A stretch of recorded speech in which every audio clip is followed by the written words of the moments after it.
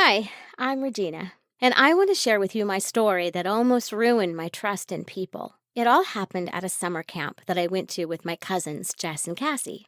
My boyfriend Rick was there too. It was the first camp I ever attended, so it was a big deal for me. I was very excited. So the first day I arrived, I was happy to see the camp was lit and buzzing with excited teenagers. I stood with Rick for a few minutes before I had to join the queue for registration. I got assigned to Group C, and my room was on the west wing, and I was paired with a red-haired girl. "Hello, my name is Katie. What's yours?" she asked me as I walked in. "I'm Regina," I replied. We got to talking, and it looked like we would get along really well. At about 2 a.m., I heard someone talking really loud. "No, I won't give in. Stop, you're bugging me. I'm tired." "No, I said not tonight." That was my roommate talking in her sleep. I got up and taped her. "Hey, are you having a bad dream?" I asked. She woke up really startled and said, "Yeah." I told her to wash her face and try sleeping again. I got back in bed and pondered through the night. It was going to be a very long period of 3 weeks for me if I had to deal with a sleep talker. Katie was an interesting person. She was really cool, kind of clingy, but cool. Katie and I got so familiar that I didn't have to go across wings to be with Jess and Cassie. Plus, she was always cool to hang out with Rick and I. During camp activities, Katie would struggle to be on the same assignment as me, but never on the opposite team. Rick always teased me. "I see you got a new girlfriend who can't let you out of her sight." That really was the case. During one of my conversations with Rick, I figured he was driving somewhere with his constant bickering about Katie always being around. He even asked me to be careful with her. Was he jealous? Just maybe my boyfriend was jealous of my new roommate. Pretty weird, though. I didn't see anything wrong with having a new friend. I walked back to my room and met Katie reading a book. For some reason, I glanced at her phone and saw that her wallpaper was a picture of me. I jokingly asked her about it, and she laughed and said that she put it there by mistake and felt too lazy to change it. I told Rick about this, and it fueled his suspicions. "I think she might be obsessed with you, Regina. "Please be careful," Rick said. I started to pay attention to the little things Katie did. Sometimes she would make really strong statements like, "I wish we were alone in the camp, just me and you," or, "You're so pretty, Regina. Rick doesn't deserve you." It was kind of weird, but I didn't think much about it. Also, I was like her only friend at camp. I was dealing with all this drama on a low until one day Katie asked to talk to me. "Hi, Regina. Do you mind if we speak? I think Rick might not be into you like you think he is." "Why?" I asked. "I saw him kiss another girl today, and I just felt I should tell you. That's what friends do, right?" I was mute for a moment. I was in so much hurt that I felt it in my belly. Katie apologized and started to go on and on about how she's here for me in case I need anything. I certainly didn't want to hear that. I just wanted to find Rick and punch him in the face. I got to Rick and cussed him out for cheating on me. He looked so shocked. "Why do you seem so surprised? You thought I wouldn't find out, right?" I screamed at him. Rick didn't get provoked. Rather, he calmly asked who told me. "Katie did. She saw you behind the store." "What store?" Rick asked.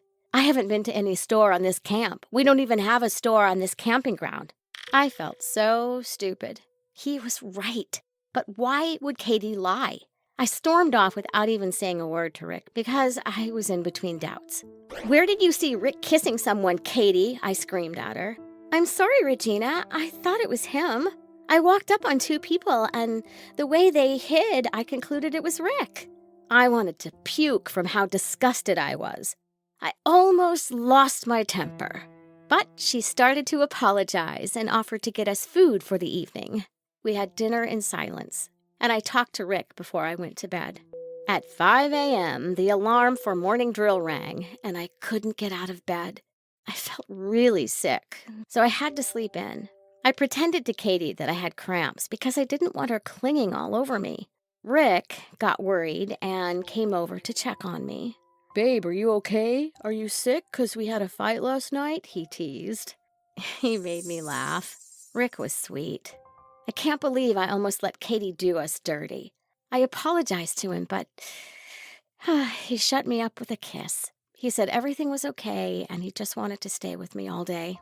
Time passed, and before long, the long-awaited bonfire night commenced. We were really looking forward to this part of the camp, but here I was, under the weather.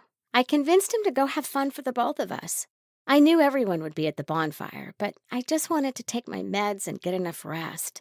Rick tucked me in bed right before he left for the bonfire event. The next morning, I got up quite late, and everywhere seemed silent. Rick hadn't come to check on me, which was very unlike him. I walked out and discovered that everyone was searching for Rick. "Katie, where's Rick? Why is everyone looking for him?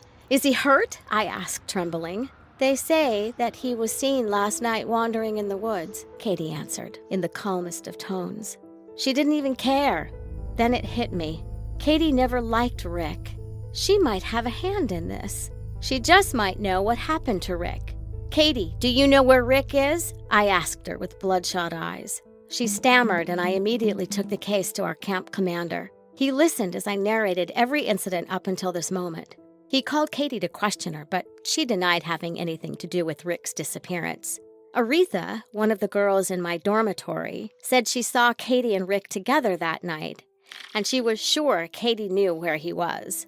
By the end of the day, the search party found Rick in the woods. He was stuck in a hole covered in leaves a few yards away from the bonfire. I ran to give him a hug and check to see if he was hurt. Fortunately, he had no bruises on him, but the story behind his disappearance gave me the chills. Katie asked me to escort her towards the lake. She said she wanted to apologize for causing a quibble between you and I, but she had a different intention. I walked with her, and immediately we got to that spot, she pushed me in the booby trap. It was unbelievable how she did it while she talked about how lucky I am to be with you and how much she wanted to be you herself. I begged her to get help, but she just left me for dead. Listening to Rick's experience with Katie infuriated me. The girl was crazy, and I was determined to make sure she paid for what she did. I walked up to our camp commander to report the case. I couldn't deal with all the crazy anymore. Katie had to leave. She was a nuisance to me, to Rick, and everyone around. Rick was right about her, and if I had listened from the start, I probably wouldn't have put us in this mess, I thought. Katie seemed unapologetic for what she had done.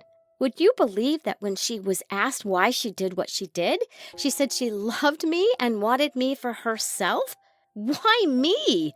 What did I do to deserve all of this? I guess I'll never know.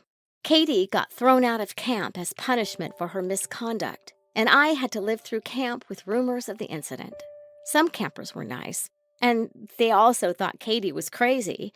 Others didn't believe the story, so they stuck their noses up each time I passed. Anyway, Rick and I are still together, and he teases me a lot with reference to Katie. I learned that we all have to be careful with the people around us, because you never know who's coming to get you. What did you think of the story? Did you ever have any unpleasant experiences with a roommate before or at a summer camp? Share with us your experiences in the comment section below. Oh, and don't forget to like the video and subscribe to our channel.